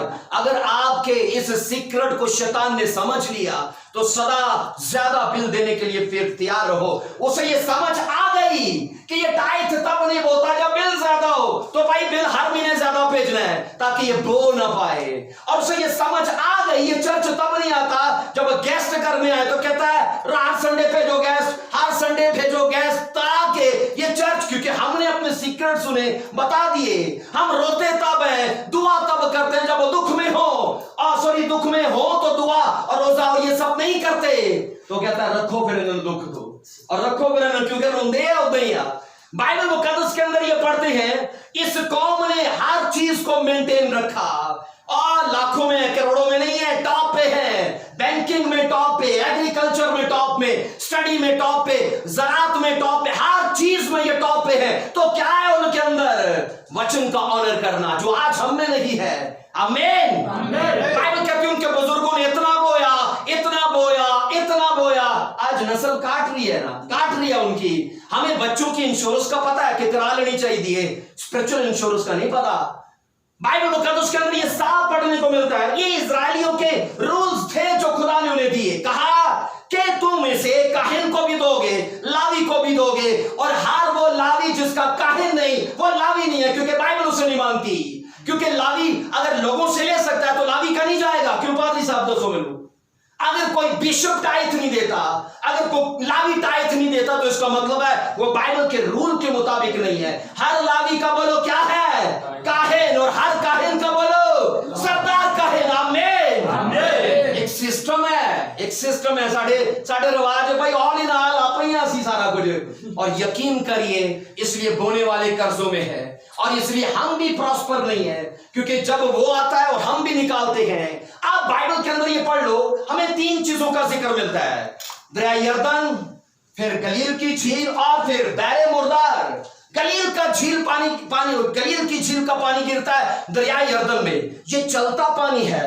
और दरिया यरदन का पानी गिरता है बैरे मुर्दार में। बैरे मुर्दार ने ऐसे लपेट रखा कि आगे किसी को नहीं देता।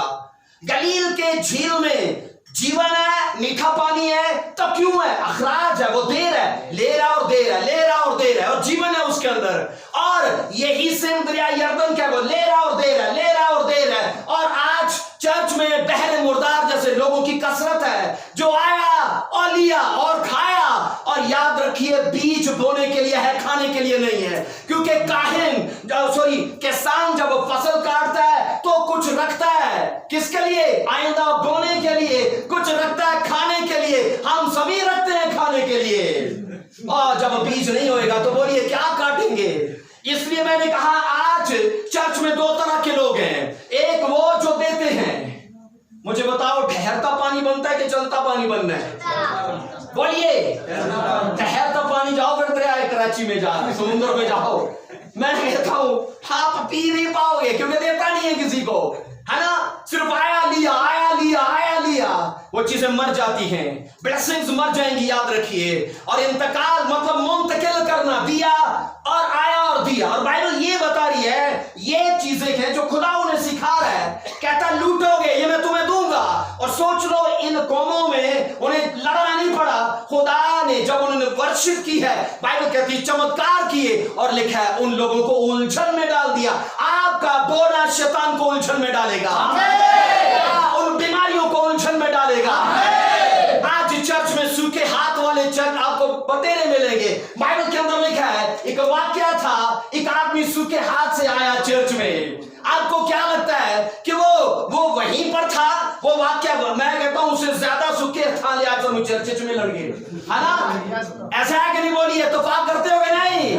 हाँ के ना?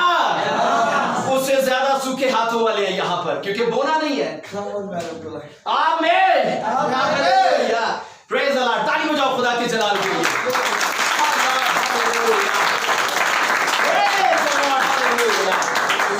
Thank you Lord. मुझे लगता है आपको समझ आ रही है। आमीन। अभी हम बीच में हैं, अभी मंजिल नहीं है, मंजिल बहुत दूर है, पर आपको समझ लगी। पादरी साहब खड़े के थे। आमीन। Hallelujah, hallelujah. आपको गारंटी देता हूं जो पेन नहीं लेता वो गेन भी नहीं कर सकता। आमीन। जिसके अंदर पेन नहीं, गेन भी नहीं है, वो जब हो नहीं पाओगे दर्द से, तो हासिल भी क्या लेना है? कुछ भी नहीं लेना है। खुदा कह रहा है मैं तुम्हें लूट दूंगा, लूटो भाई। पर उसने कहा ये कुछ रूल्स हैं। उसने कहा पहले दो मुझे, फिर कहा दो मेरे काहिन को, फिर कहता है अब मेरे लावी को भी। और मैं आपको कह रहा हूं वो लोग जिन्होंने लावी और काहिन को सबसे आखिर में रखा है, वो अपने लिए खुद ये प्रोफेसी डिक्लेयर कर चुके हैं खुदा सानू ही रखा करते। है ना, क्योंकि हम अपने रवैये से, अपने कामों से उसे दिखा चुके हैं कि सानवी, हालांकि उसने कहा तुम हेड बनोगे और आज हम तुम बन चुके हैं। वहां से कर्जा मिलता है, अच्छा चलो मेरी भी एप्लीकेशन, अच्छा वहां से मिलता है, चलो मेरी भी एप्लीकेशन। मैं कहता हूं कोई ऐसा बैंक नहीं जहां से हमने लोन नहीं उठाया और खुदा ने कहा तुम लोगे नहीं, कर्जा देने वालों को देने वाले बनोगे। बोलो आमीन। वर्ल्ड बैंक, बाइबल कहती है, सॉरी, वर्ल्ड बैंक जब लोगों के पास, कौमों के पास पैसा खत्म हो जाता है तो वर्ल्ड बैंक देता है। तो जो तो वर्ल्ड बैंक को खत्म हो गया वो किथों लेता है? इजराइल से। किससे लेता है? तो इजराइल कहां से लेता है? क्योंकि बोया है, बोया है। अब उनके बच्चे काट रहे हैं। अगर अपनी नस्ल को, मैंने कहा, फसल देनी है, अगर अपनी नस्ल को प्रॉस्पर करना है, अगर अपनी नस्ल को चाहते हो ब्लेसिंग्स में वो बढ़े, आज से बोना शुरू करो। आमीन। काटेंगे आपकी इस फसल को जो अब आपने बोई है। Hallelujah, hallelujah. हम यहाँ पर ये पढ़ रहे हैं, कनान की सरजमीन है। आपको क्या लगता है ये पाकिस्तान जैसी कंट्री थी छोटी सी? नहीं, एक बड़ा रकबा है, बड़ा बड़े आजम है। 10 सकाफते हैं, 10 कल्चर, 10 मज़ाहिब और इतनी वहां लूट है। खुदा कहता है मैं तुम्हें दूंगा, इन रूल्स के मुताबिक चलोगे, ये सब तुम्हारा है। हालेलुया। बाइबल मुकद्दस के अंदर मैंने कहा ये 15 की 19 और 21 आयत में जिस वर्ष को हमने देखा है उसके अंदर फिर से कोई खड़ा होके पड़े ऊंची आवाज में, क्योंकि अभी हम यहां पहुंचे हैं। कोई भी खड़ा होके ऊंची आवाज में, यहां पर 10 कौमों का जिक्र है। पहली कीनियों, किन्जियों, कदमोनियों, हित्तियों, दिर्जियों, रफाइम, अमूरियों, केनानियों, जर्जासियों और बोलो यबूसियों। ये बलीवर्स हैं कि नॉन बलीवर्स हैं? बोलिए, बलीवर्स हैं कि नॉन बलीवर्स हैं? ये नॉन बलीवर्स हैं। और खुदा नॉन बलीवर्स की प्रोस्पेरिटी, उनकी ब्लेसिंग्स, क्योंकि केनान, अगर केनान की स्टडी करोगे तो उसको ये लक़ब दिया जाता है खुशहाली की सरजमीन, प्रोस्पेरिटी का। वो प्लेस किसका वेट कर रहा है? इजराइल का, जो 400 साल की गुलामी में आपका दुख अगर आपने फेथफुलनेस में सहा है तो मैं आपको गारंटी देता हूं आपकी लाइफ का वो हिस्सा इससे ज्यादा ब्लेस होने वाला है। अगर आप खड़े और खड़े रहे तो मैंने कहा वो हिस्सा आपका चमकेगा। दुश्मन कंफ्यूज होंगे कि भाई हुआ कैसे, और तब आप गवाही दोगे मेरे खुदा ने मुझे ब्लेस किया। हालेलुया। क्योंकि मैं उसमें अड़ा खड़ा और बना रहा। हालेलुया, सब बोलो हालेलुया। इत्तेफाक से कुछ नहीं है, अड़े और खड़े और बने रहने से है। आमीन। ये क्रिश्चियनिटी साल 2 साल का काम नहीं है, जान देने तक भी वफादार रहे तो जिंदगी का ताज मैं तुझे दूंगा। Hallelujah, hallelujah. जैसे मैंने कहा एशिया का एक बड़ा रकबा है। एशिया के अंदर कितने मुमालिक हैं? सेम केनान की स्टडी ये बताती है उसका रकबा ऐसा था। और खुदावंद ने कहा ये सब मैं तुम्हें देने जा रहा हूं। दूसरा तवारीख उसके 20 की 25 में सोचो, इस हवाले में मैंने कहा 2 कौमों की लूट का माल 3 दिन तक उन्होंने बटोरा कि नहीं बटोरा? 3 दिन तक मुसलसल बटोरा है। अगर 10 कौमों को लूटना है, 10 मुल्कों को लूटना है तो कितना टाइम चाहिए?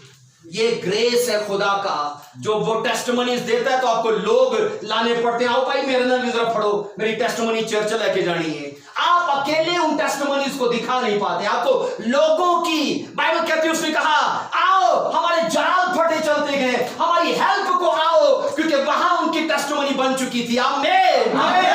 अनलिमिटेड टेस्टिमनीज के लिए मैं आपको छूता हूं यीशु मसीह के नाम से। टेस्टिमनीज आपको फॉलो करे।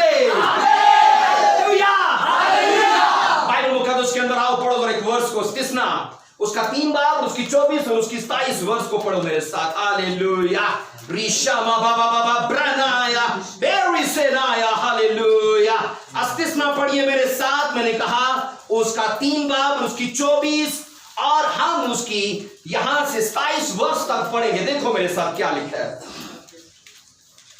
उस वक्त मैंने खुदावंद से आजिज़ी की के साथ दरखास्त की कि आए खुदावंद तो अपने बंदा को अपनी आजमत और अपने जोर आवर हाथ दिखाना शुरू किया, क्योंकि आसमान में या जमीन पर ऐसा कौन माबूद है जो तेरे काम या करामात, क्या लिखा है, करामात कर सके।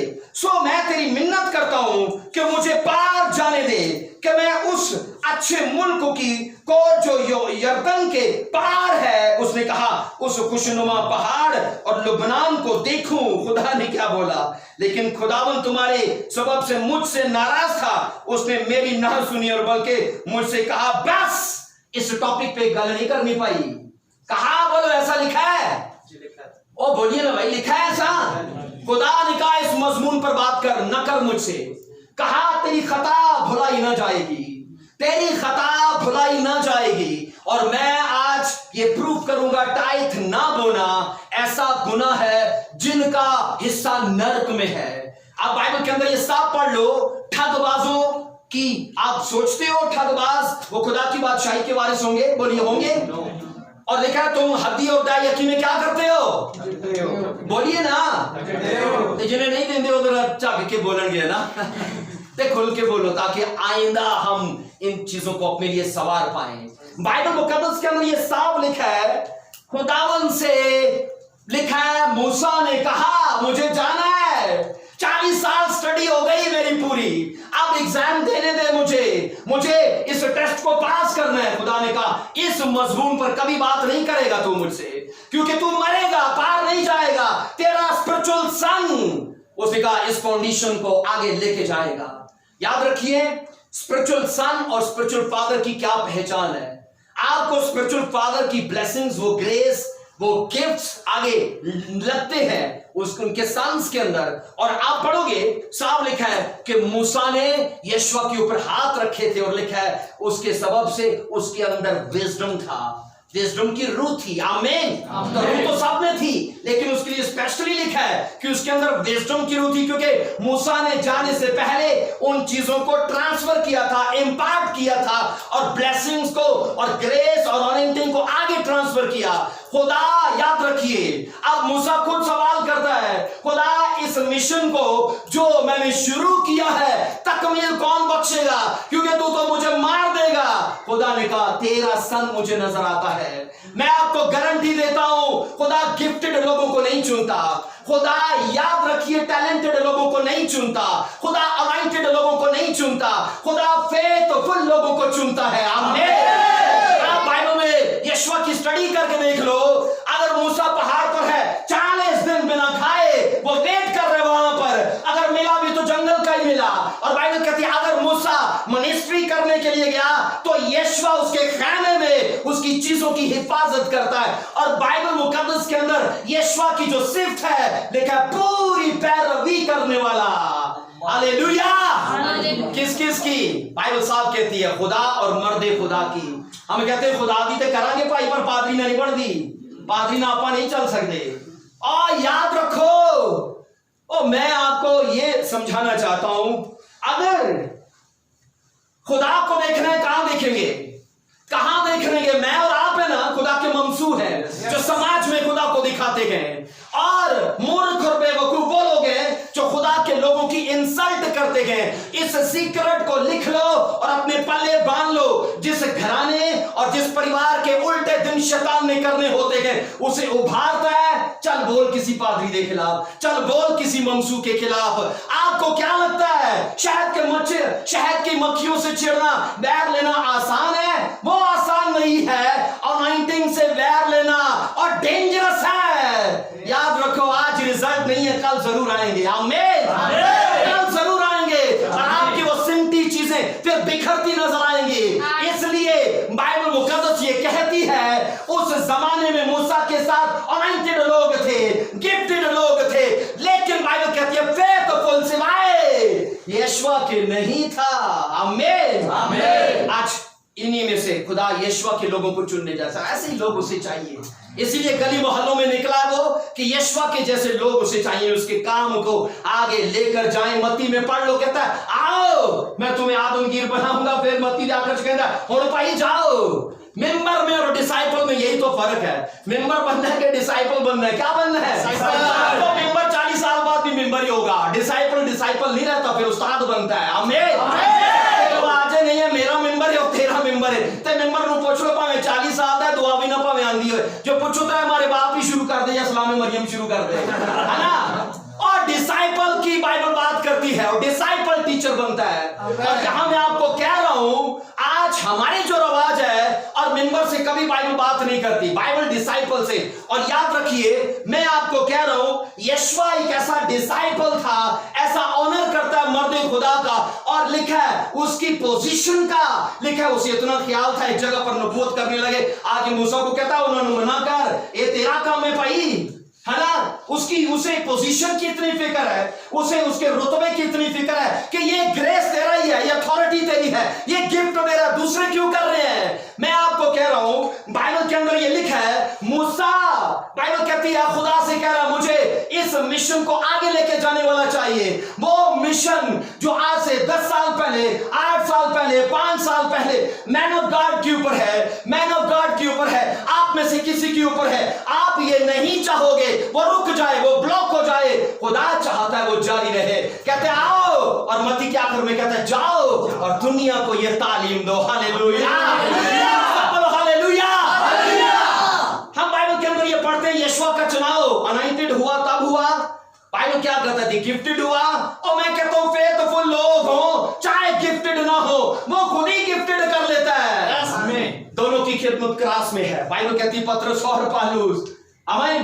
पालूस लिखा है पढ़ा लिखा था, नॉलेजेबल है, और लिखा है सारे क्वालिफाइड लोग हैं। खुदा को होता तो चल भाई तू पढ़ा लिखा है, ते पढ़े लिखे भैन समझा, है ना।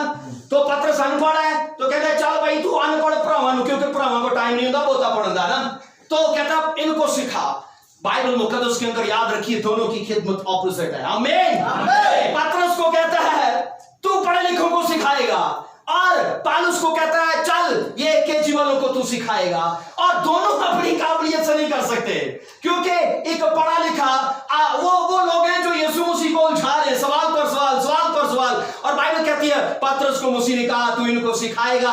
और यकीन करिए दोनों फेल है अपने टैलेंटेड में, अपने टैलेंट में, अपनी काबिलियत में, अपनी लियाकत में फेल है। तो जो कर रहा है वो होली स्पिरिट है। आमीन। वो कर रहा है होली स्पिरिट है। और खुदा को जो खुदा जिसको सिखाएगा उसे जरूरत है सीखने की। आमीन। आज प्रॉब्लम है पादरी पढ़ा लिखा होना चाहिए, ये चर्च की डिमांड है, तो चर्च पे गलत जगह थे, क्योंकि चर्च की फाउंडेशन पढ़े लिखे पे नहीं है। चर्च की फाउंडेशन क्या है? अनपढ़ के ऊपर, पतरस के ऊपर। आमीन। ये गलत है, मैं कह रहा हूं। लोग उंगलियां उठाएंगे और तीजी पढ़िया पादरी होगा, चौथी पढ़िया वो हम उस दिन कह रहे थे 10 लाख की पायल होए होंगी किथे भैनों दसो जरा। 10 लाख की पायल होगी कहां होगी?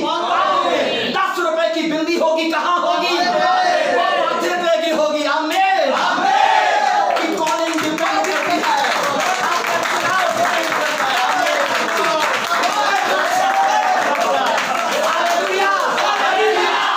आपकी कॉलिंग के ऊपर है। आमीन। आपकी कॉलिंग के ऊपर है। और बाइबल कहती है यीशुआ सबसे बाद में आया है, लेकिन लिखा है स्पीड है उसकी लाइफ के अंदर, फेथफुल आदमी है। और खुदा ने कहा हाथ रख इसके ऊपर, ट्रांसफर कर अपनी बरकतों को। और लिखा है अपने सिग्नल को ट्रांसफर किया, अपनी एबिलिटी को ट्रांसफर किया। और कैरेक्टर मैं आपको कहता हूं ट्रांसफरेबल नहीं है, पर अनॉइंटिंग ट्रांसफरेबल है। और उन्हीं के बीच में होता है जिनका कैरेक्टर होता है। हालेलुया। आज प्रॉब्लम है सबको बाप कहने में, सबको सही बात है, सवाल किया जाता है और ये बाइबल में लिखा है जमीन पे किसी को बाप ना कहो।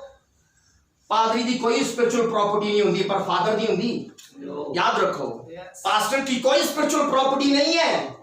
हम सोचो चलो 2 बहनें ये सामने, आप ये तस्वर करो इनके फादर की प्रॉपर्टी है 10 कनाल जगह है, इनकी प्रॉपर्टी पिछली 2 बहनें कजन है, ले पाएंगी? क्यों नहीं ले पाएंगी भाई? कजन है, ले पाएंगी? नहीं ले पाएंगी, क्योंकि ब्लड रिलेशन नहीं है। आमीन।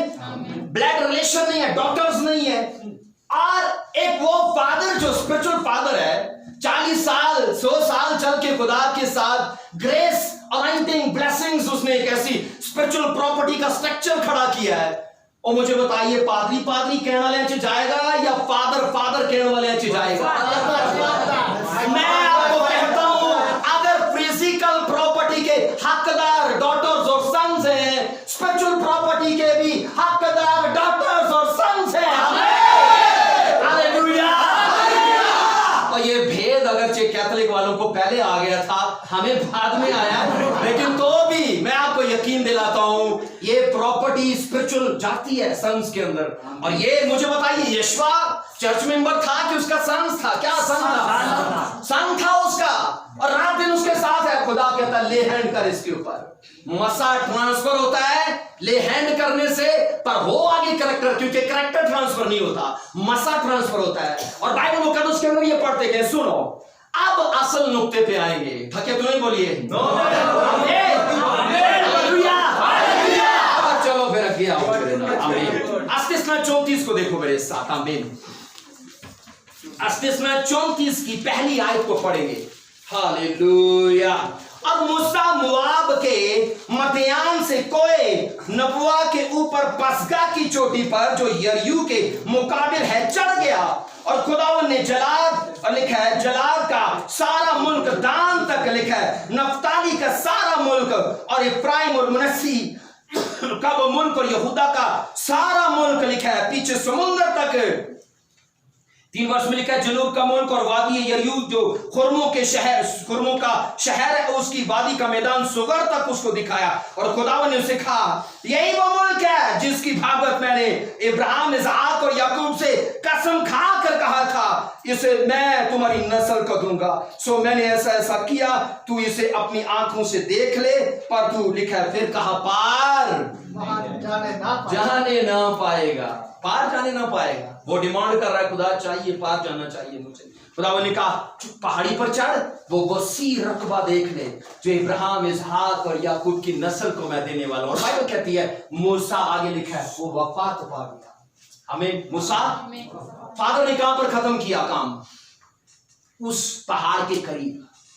मुझे बताइए एलिया की खिदमत कहां पर खत्म हुई? यरीहो को, सॉरी यरदन को 2 हिस्सों में, ऐसा ही है। ऐसे खिदमत करते करते करते करते करते ऐसे टॉप पे आया है। और नेचर में मुदाखलत करने वाले 2-3 मैन ऑफ गॉड हैं। मूसा जिसने पानियों को 2 हिस्सों में कर दिया, यशवा जिसने सूरज को थमा दिया, और फिर बाइबल कहती है वो था एलिया जिसने आसमान से आग को रिलीज किया। बाइबल मुकद्दस ये कहती है एलिया की खिदमत कहां खत्म हुई? यरदन को 2 हिस्सों में, और ये उसकी लाइफ का टॉप था। मुझे बताओ एक स्पिरिचुअल सन की मिनिस्ट्री का कहां से आगाज होता है? वहां से। आमीन। जहां पर फादर ने मिनिस्ट्री खत्म की है, तो फादर की खत्म की मिनिस्ट्री पर शागिर्द ने, स्पिरिचुअल सन ने स्टैंड लिया, वो कितना आगे जाएगा? उसने यहां से नहीं शुरू किया, उसने यहां से शुरू किया है। और बाइबल मुकद्दस ये कहती है जहां पर मूसा ने काम खत्म किया, बाइबल कहती है यशवा खड़ा हो गया, कहता है ये काफिला मैं लेके जाऊंगा, कहता है इस काफिले को मैं मंजिल तक लेके जाऊंगा। आज ऐसे पास्टर्स, ऐसे प्रॉफिट्स, ऐसे एवेंजलिस्ट जो भावनाओं से बालातर हो, जो सोचों से बालातर हो, अपने इमोशंस, अपने जज्बात से बालातर हो, पर एक ही सोच लेकर चले कि मुझे गल्ला बचाना है, राज बढ़ाना है, और खुदा का काम दिन और रात करना है। बोलो आमीन। बाइबल के अंदर ये लिखा है मूसा ने काम खत्म कर दिया, मंजिल नहीं मिली। मंजिल किसने दिलाई? यशवा ने। अब सुनो असल सवाल है, यशवा स्टैंड लिया, ये 10 रकबे उसके सामने हैं, 10 मुल्क उसके सामने हैं, एक वसी रकबा, क्योंकि मुल्क के किनारे में यशवा लेकर गया था। बाइबल कहती है यशवा के सामने एक बड़ा रकबा है। पढ़ो इसको मेरे साथ। मूसा मर गया। आमीन। मूसा मर गया, बोलिए। यशवा उसका 2 बाब, उसकी पहली वर्ष को पढ़िए जरा। यशवा 2 बाब, उसकी पहली वर्ष में लिखा है तब नून के बेटे यशवा ने शकीम से 2 मर्दों को चुपके से जासूस के तौर पर भेजा और उनसे कहा, जाकर उस मुल्क को और यरयू को देखो भालो। यरयू याद रखिए इन 10 ममालिक में से पहला वो मुल्क था जिसको अब बाइबल कहती है यशवा ने फाइट करके जीतना था। मुल्क के नाम का पहला मुल्क और पहला शहर, क्योंकि यरयू को मुल्क भी कहा गया बाइबल में और यरयू को शहर भी कहा गया। कहां जासूस भेजे बोलिए? इनकी मंजिल क्या है बोलिए? केनान इनकी मंजिल है, क्योंकि खुदा ने मूसा से कहा तू मर जाएगा तेरा बेटा लेके जाएगा आगे। और बेटा जब उठा, बाइबल कहती है इस सरजमीन का पहला मुल्क था यरयू। केनान की सरजमीन का पहला मुल्क क्या बोलिए? यरयू। और बाइबल कहती है यशवा ने जासूस भेजे कि जाओ और उनकी जासूसी करो।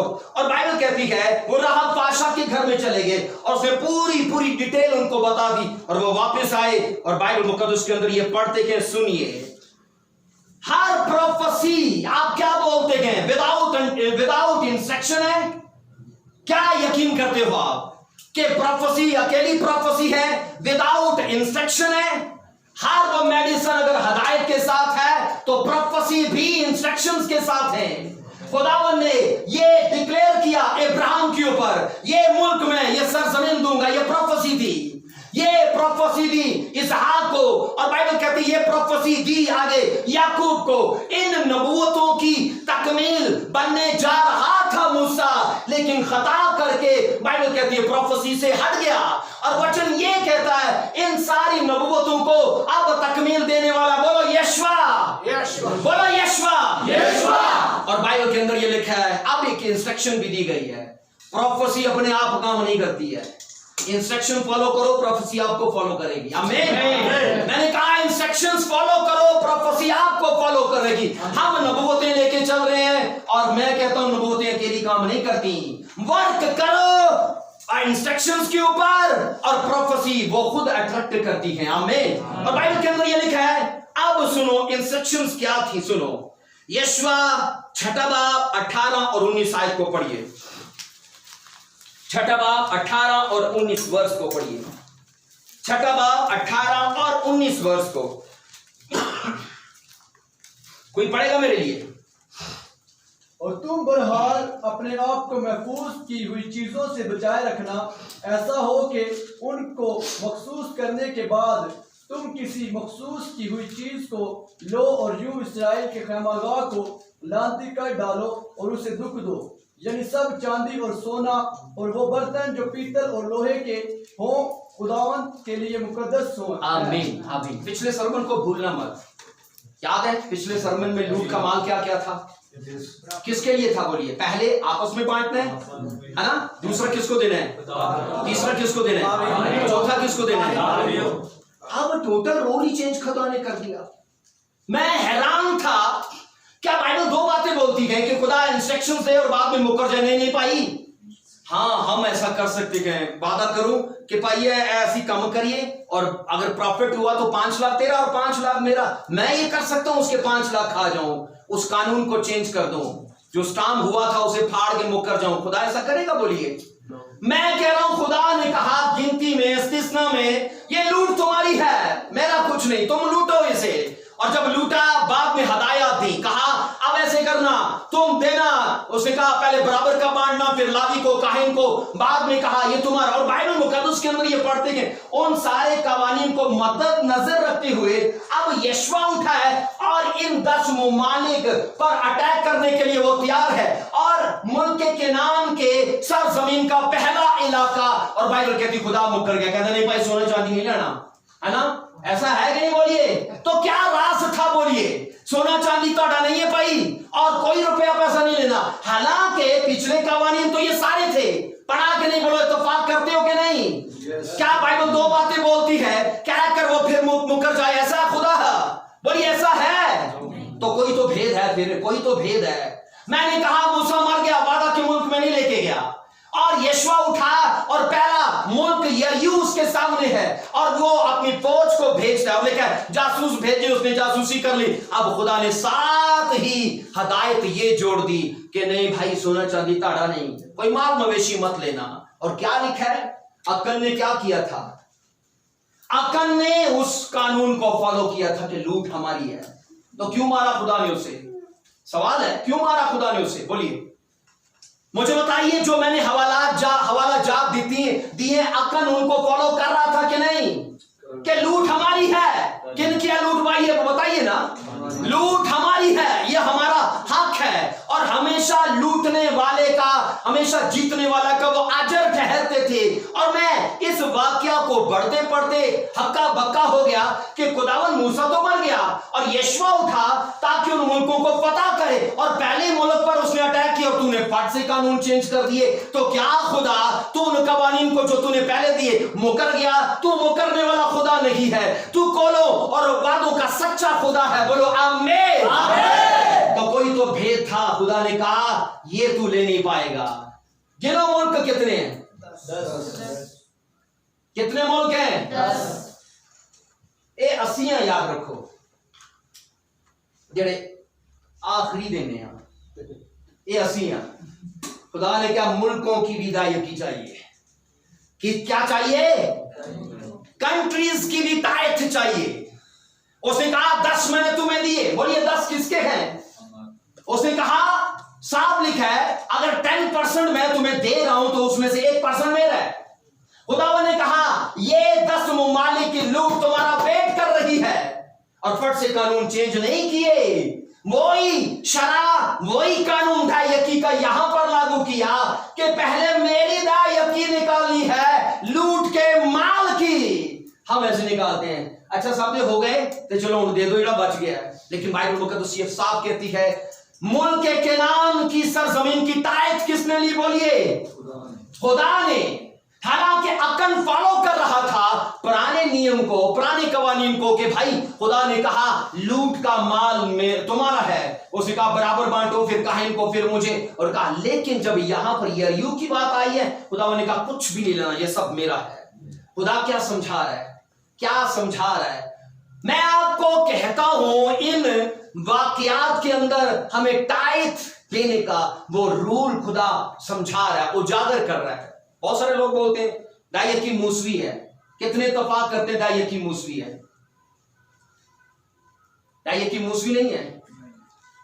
आमीन, प्रेज़ द लॉर्ड, आमीन। दायकी मूसवी नहीं है, इब्राहिम के जमाने से है और इब्राहिम मूसा के जमाने से बहुत पहले था। तो किसको दी? आज पता है रवाज क्या है? दायकी सीधा चर्च में जाती है और चर्च जो पादरी दायकी, ऐसा है? बोलिए क्या रूल है पहली टाइथ का? बोलिए काहिन को गई है कि नहीं गई? बोलिए पहली टाइथ जिस पर फाउंडेशन टाइथ की बनी है बाइबल कहती है वो काहिन को गई है। और हमारे रूल ये है कि चर्च का कानून है, कर चर्च का कानून ऊपर है कि बाइबल का कानून ऊपर है? बोलिए बाइबल का कि चर्च का? कई चर्च में कई रिवाज और कई रस्में की जाती है जो बाइबल से रिलेटेड नहीं है। तो चर्च ऊपर नहीं है, बाइबल ऊपर है। और मैं आपको यहां ये समझा रहा हूं कि यरीहो इन मुमालिक की टाइथ थी और खुदा ने कहा इनका कुछ भी मत लेना। और बाइबल कहती है अकन ने चोरी कर ली और बाइबल कहती है उसने सोना, उसने चांदी, चादर और कुछ और ऐसी चीजें छुपा ली। क्या सलूक हुआ उसके साथ? बोलिए क्या हुआ? बाइबल मुकद्दस ये कहती है उसे और उसके परिवार को लिखा है मुकम्मल पत्थरों से पहले मारा फिर जला दिया, ऐसा है ना? टोटल नेस तो नाबूद कर दिया। एक टाइथ ना बोलने वाले का बाइबल तो पुराने नामे में ये हाल कर रही है। हमने बड़ा इजी बना लिया खुदा को, वो इतना इजी नहीं है। हमने बहुत आसान कर लिया। दुआ कीती ते ना कीती ते, चर्च गए ना गए ते दायकी दी ते। खुदा क्रिश्चियन लोगों का है कि सीरियस लोगों का है? बोलिए ना सीरियस। जिनको पता नहीं पाई बेला अपनी जगह थे, टाइथ अपनी जगह थे। आमीन, हाथ उठाइए। Thank you Lord Jesus.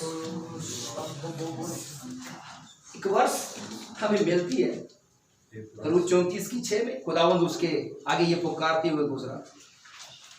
आपको क्या लगता है खुदा कहर करता ही नहीं है? कैसे करता है? बोलिए कैसे करता है? खुदा कहर करता ही नहीं है। अगर करता है तो कैसे करता है? बाइबल कहती है धीमे से। कैसे करता है? धीमे से। ऐसे कहर करता है कि पता ही नहीं चलता, अपना अपना ले लेता है और दूसरा दूसरे को छोड़ देता है। ऐसा बैलेंस करता है, ऐसा बैलेंस करता है, ऐसा परफेक्ट वो खुदा है। और कल जो बीमार हो के निकालना है, कल बाहर का वीजा लगवाया और 10 लाख घूम गए जी, वो ले गया, दौड़ गया बंदा। मैं आपको कहता हूं इस तरह जो गवाना है वो फायदा नहीं है। आमीन। वो ऐसा परफेक्ट खुदा है कि बैलेंस करता कहता ताड़ा ताड़ा ते मेरा। आमीन। आइए अपने पांव पर खड़े होंगे। Thank you Lord. God can not change his love. वो कभी अपने कानून को नहीं बदलता, ना आपके के लिए ना मेरे लिए, ना आपके लिए। और बोने वाला पास्टर हमेशा बोने वाली औलाद पैदा करता है। आइए अपने सर झुकाएंगे। Thank you Lord Jesus. Hallelujah. Praise the Lord. Hallelujah. मुझे एक सवाल से ये बस चलो छोड़ दो, ये जाती सवाल है। कितने टाइप बोंदे थे कितने नहीं बोंदे, छोड़ दो पर। खुदावंद आपको बरकत दे और आपके सूखे हाथों को हरा करे। आमीन। हालेलुया।